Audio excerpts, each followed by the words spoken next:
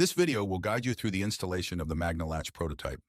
777 will be shipping test units this weekend only, at no cost in return for your valuable feedback, in order to improve the production version.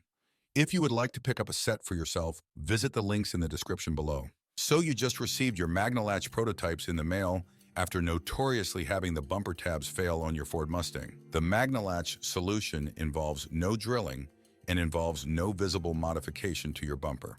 In the box, you'll find a pair of Magnelatches which utilize 8 and 52 neodymium magnets and polypropylene-specific adhesive to form a good bond to the bumper. The 2015 to 2017 specific set looked different than the 2018 to 2023, but the installation process is nearly identical.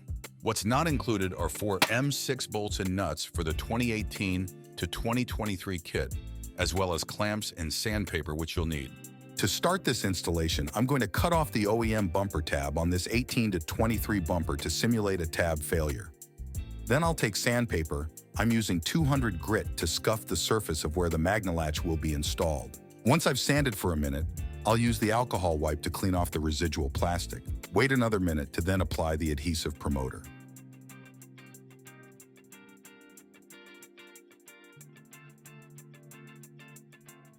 While you wait for the adhesive promoter to dry, you can remove the OEM fender bracket and replace it with the Magnelatch.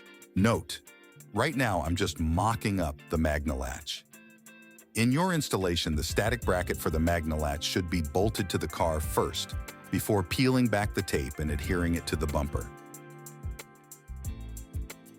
Now you can apply the Magnelatch to the prepped surface of the bumper, making sure it is aligned well with the fender, then using the clamps to squeeze the Magnelatch for a minimum of 6 hours.